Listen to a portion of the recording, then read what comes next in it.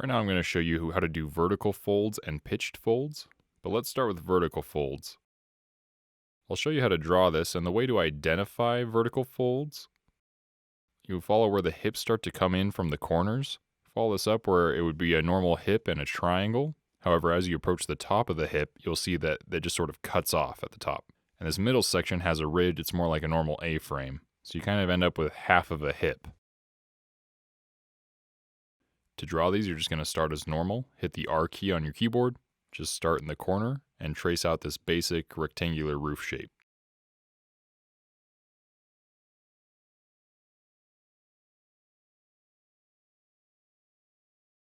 We can see the ridge is lining it pretty good.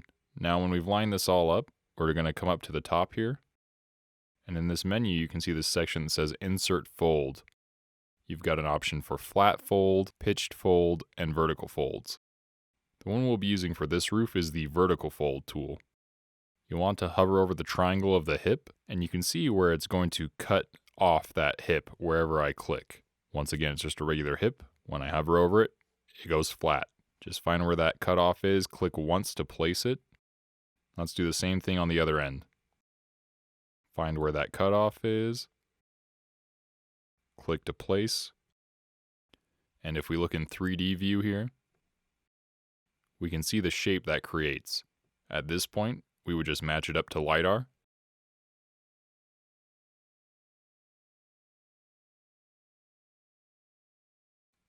Looks like all we had to do is raise the height, the pitch is already matched up, and that's it. That's how you do the regular vertical fold. Okay, I'm going to show you pitched folds, and the best way to identify pitched folds is to look for that discoloration. You can see it on the north face of this home. It's sort of like a vertical fold where it starts to go up from the edge, but then there's a cutoff. But instead of going straight up like a vertical fold, the rest of the roof kind of goes backward and up to a point, or in more rare cases, it'll actually lean forward and flare out. But the way to identify is just look for that shadow of the change in direction there. That should be kind of the first alert in your head on whether or not you should draw it as a fold or not. From this image especially, it's pretty hard to tell and be 100% certain that it is a fold. So we're going to use all the resources available to us. I'm going to go into Street View. Now zoom in on the home. And what I'm looking for is over on the fold that goes to the corner. If you follow that fold, you can see that the pitch actually changes. It changes direction. We can see it a little bit better if we go over to this other corner. You can see the change in direction a little bit more clearly. So that's what you're looking for in the Street View to tell if it's a pitched fold or not. And in this case, it looks like it actually goes all the way around the home.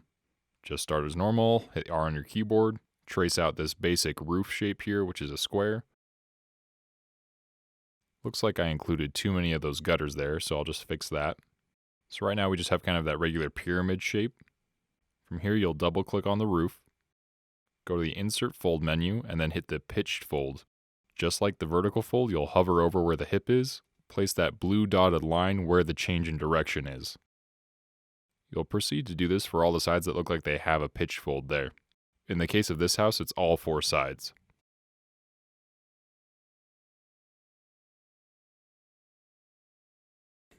Now you can see what type of shape that ends up making. Now it's not quite the right pitch, so we're going to adjust that. I'm just going to match up those gutters first as usual.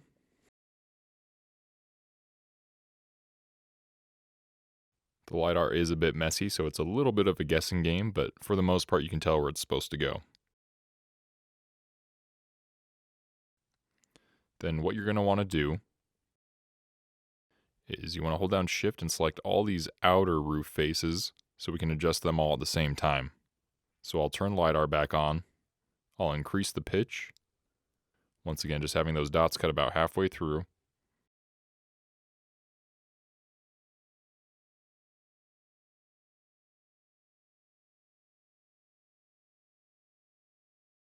The thing that's making this LiDAR so difficult is the LiDAR is saying the house is wider than the image is actually saying it is.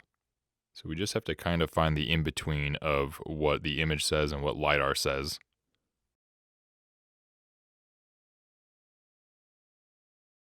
It's looking like it's somewhere around 28 degrees for that bottom part.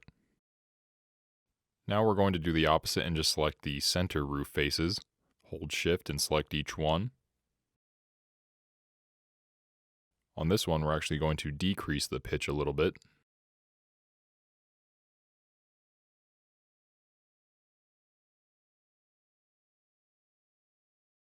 We can see it's kind of cutting halfway on those folds, especially, and kind of through that surface. So I'd say we can call it good there. And that's how you get that shape with the pitched fold tool. Right now I'm going to show you another scenario where you'd use the pitch fold tool. Now in Florida, you're going to see a lot of these glass pool covers.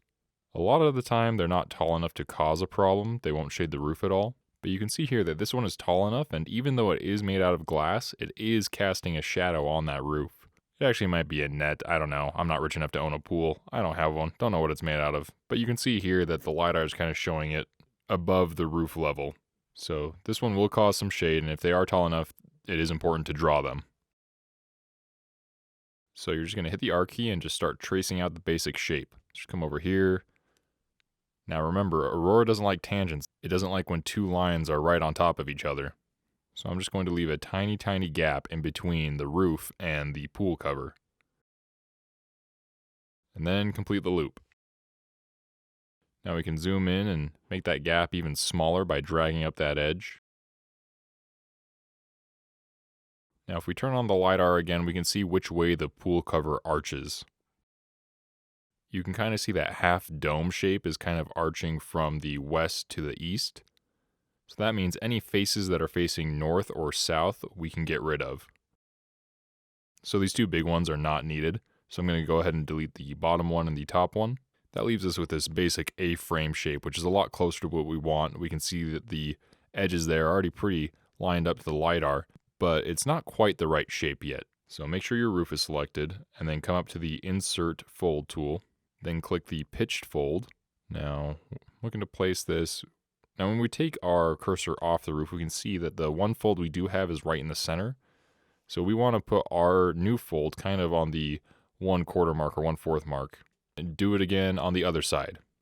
And just make sure that middle fold is now back in the center. Now that's going to leave you with something like this, which you can tell is still the wrong shape. But what you can do, you can select these two center roof faces, and then we can just lower the pitch until we get to something closer to what we want. Now you can see that when adjusting this, it is kind of scooting my center line over a bit, which I don't want. So I can fix that by going over to these handles here on these other folds and just kind of scooting them around, fiddling with them, and moving those will also move the center fold. Looks like these outer roof faces still aren't quite right, so I'm going to lower the pitch of those two as well. You can see that it's matching up to LiDAR a lot better that way. I'm going to raise the whole thing just a tiny bit, and that looks pretty good to me. And that is it. That is how you use the pitch fold tool to create those pool covers.